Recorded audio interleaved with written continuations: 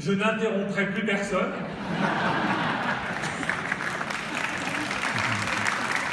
La seconde annonce, c'est merci Pierre Lelouch pour ce remarquable discours.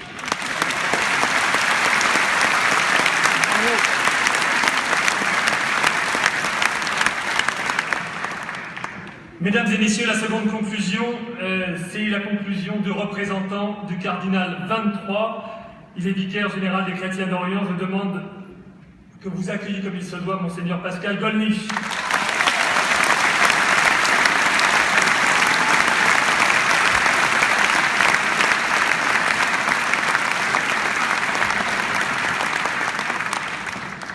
Ah si, moi il faudra m'interrompre, hein, si. Presque tout a été dit. Évidemment, je voudrais à mon tour remercier M. Fillon d'avoir eu l'idée de cette soirée, de l'avoir menée à bien. De même que je remercie Mme Pécresse, M. Retailleau sur l'action qu'ils ont dans leur groupe parlementaire pour les chrétiens d'Orient, et puis tous les parlementaires qui sont ici. Je parle souvent avec eux depuis des années, car tout n'a pas commencé il y a un an ou deux, et je pense qu'il y a eu des relations de confiance qui se sont nouées pour qu'on puisse échanger sur ce qui se passe en Syrie et en Irak. Je voudrais aussi dire ma joie de voir beaucoup de prêtres parmi nous, mais il y en a un que je voudrais vous présenter spécialement. C'est un prêtre qui était curé de la cathédrale syriaque de Bagdad au moment où il y a eu un attentat dans cette cathédrale. Il célébrait la messe. Il était entouré de 2 jeunes vicaires de moins de 30 ans qui ont été assassinés sous ses yeux. 50 de ses fidèles ont été assassinés. Lui-même a été gravement blessé. Il est arrivé en France, accueilli par la France, nu sous le drap hospitalier. Il n'avait plus rien avec lui. Il est venu chez nous et il se reconstitue peu à peu. Et je voudrais qu'on lui rende cet hommage. Père Raphaël, levez-vous.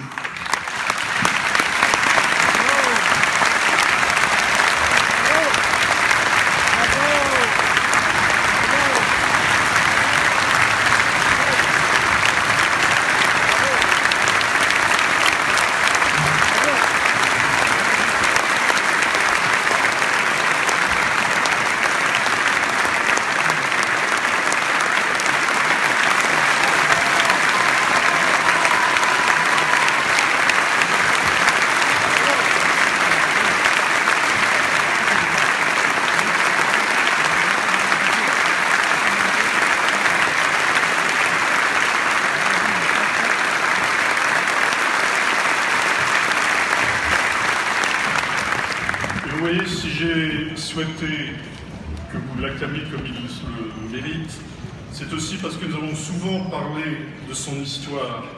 Je n'ai jamais entendu de la part du Père Raphaël une parole de haine contre les musulmans.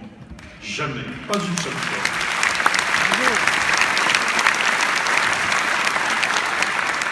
Alors, voilà, le prêtre que je m'efforce d'être me dit de 2 choses l'une. Je parle de spiritualité, on va me dire que je ne suis pas assez concret, ou je parle d'action, il va dire décidément il manque de spiritualité. C'est souvent comme ça que les choses se passent. Alors disons quand même un mot de spiritualité. C'est vrai que nous sommes parfois tentés par la haine. Et je pense que tous les parlementaires qui sont allés là-bas, en parlant avec les réfugiés, ont été touchés tout comme moi par la dignité de ces personnes. Ils ont crié leur souffrance, ils ont crié leur désarroi, ils ont crié leur injustice. Je n'ai jamais entendu de parole de vengeance. Voilà. Donc je crois qu'il y a là quelque chose de très fort. Il m'est arrivé de dire avec eux le Notre Père. Pardonne-nous nos offenses comme nous pardonnons aussi à ceux qui nous ont offensés. Je pense à cette vieille femme me disant, mais vous savez, il faudra demander à Dieu que nous aussi, un jour, nous ayons la force de pardonner. Je crois qu'il y a une question spirituelle qui nous est posée, parce qu'elle nous est aussi posée à nous, occidentaux. Oui, je suis fatigué, lassé et agacé, moi qui aime la laïcité, par cette fausse laïcité qui a toujours peur de parler des chrétiens.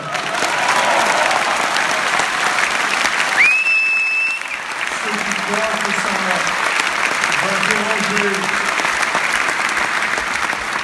Ceux qui croient que ça va déranger la laïcité de la République parce qu'on met des affiches dans le métro pour un concert pour les chrétiens d'Orient. Ceux qui s'imaginent dans leur droit de se plaindre comme on a osé le faire, parce que nous avons fait aux Archives nationales une magnifique exposition avec des documents que les dominicains ont sauvés du Daesh au péril de leur vie. Certains ont hurlé que c'était contraire à la laïcité.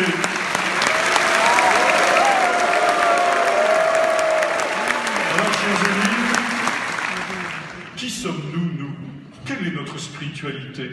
Quelles sont nos valeurs? Qu'est-ce qui nous permet de prétendre avoir une parole dans d'autres pays que le nôtre? Il me semble que nous devons être renvoyés à nous-mêmes, à ce qui fait la force de nos convictions, la force de nos valeurs. Et je me réjouis pour cela qu'il y ait beaucoup de parlementaires ici, aujourd'hui, ce soir avec nous.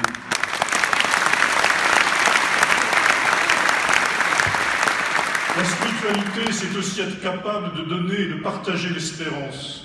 Oui, vous avez raison, monsieur Lelouch, beaucoup ont dit qu'ils n'avaient plus envie de rentrer chez eux. Mais pourquoi est-ce qu'ils n'ont plus envie de rentrer chez eux? Parce qu'ils n'imaginent pas pouvoir rentrer chez eux dans les conditions de sécurité acceptables. Car si on approfondit le dialogue, si on leur dit, mais et si par hasard il y avait vraiment la sécurité, ils n'avaient pas envie de rentrer chez eux? Tous disent, mais oui, c'est d'abord ça qu'on voudrait, mais on sait bien qu'on ne le peut pas. Alors on dit, oui, on va quitter l'Irak. Cela dépend de nous, de nos décisions, de pouvoir partager cette espérance. Nous devons leur rendre l'espérance qu'ils sont des vrais citoyens de l'Irak, et vous en êtes parfaitement convaincu, monsieur l'ambassadeur. Il faut qu'ils puissent rentrer chez eux. C'est une question de droit, c'est une question d'éthique, c'est une question de dignité, et c'est notre responsabilité.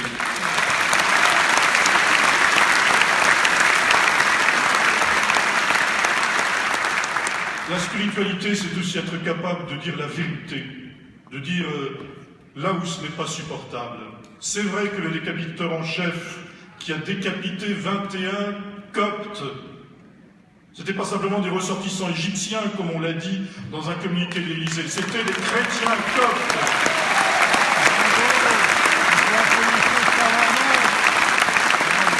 Alors si nous ne sommes pas capables de dire les choses, nous ne méritons pas de prétendre agir dans d'autres pays ou aux Nations Unies ou ailleurs. Oui, ce décapiteur en chef a dit « je décapite ces coptes parce que comme ça c'est une leçon donnée à l'église copte », mais il a dit aussi, pointant son poignard ensanglanté vers la mer, c'est aussi un message pour l'Europe qu'il appelle le règne de la croix, preuve qu'il ne la connaît pas très bien.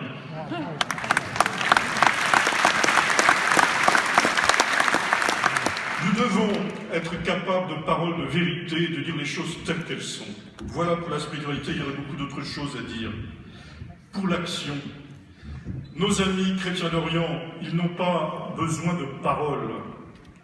Et on est heureux d'être ici en pensant à eux. Mais ce n'est pas ça qui va changer concrètement leur vie. Il faut des actes.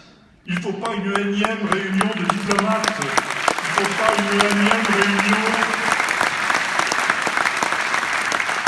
des ministres des Affaires étrangères qui n'ont même pas été capables de nommer la plaine de Ninive comme une zone prioritaire à sécuriser pour que les chrétiens puissent rentrer chez eux. Ils ont besoin d'avoir des actes. C'est vrai en Irak comme c'est vrai en Syrie. Cette guerre ne peut plus durer. Cette guerre civile est atroce.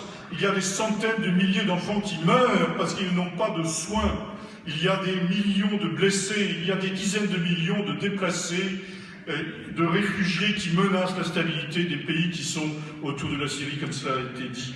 Cette guerre doit s'arrêter et devant l'existence du Daesh, devant l'existence du groupe Al-Nosra, parce que nous n'ayons pas l'idée folle que pour lutter contre le Daesh, il faudrait s'allier avec Al-Nosra. C'est une idée folle, une idée folle.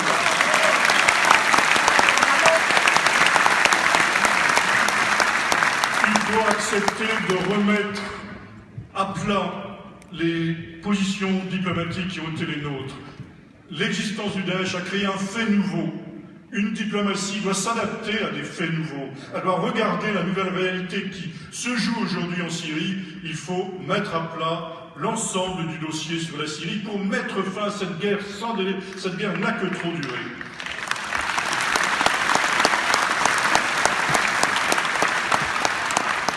Je suis convaincu qu'il faut, que l'on peut, c'est pas si difficile que cela, sécuriser la rive gauche du Tigre, c'est-à-dire la plaine de Ninive, pour permettre aux chrétiens de rentrer chez eux.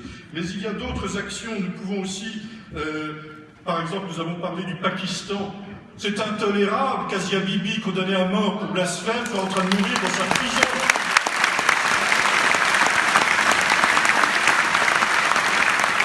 Il ne suffit pas d'envoyer des messages au Pakistan, il faut exiger sa libération. Cela ne peut pas durer comme cela. C'est une question de dignité, c'est une question de droits de l'homme.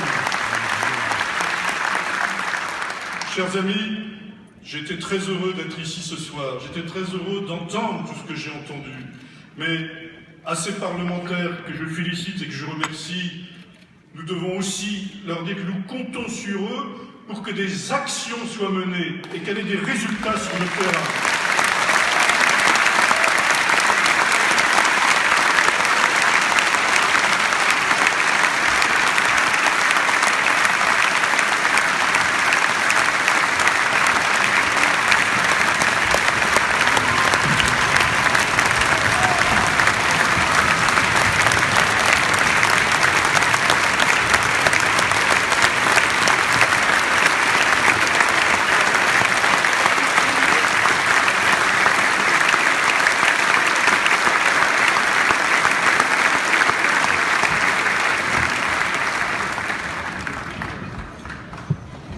Merci, Monseigneur Gollnisch.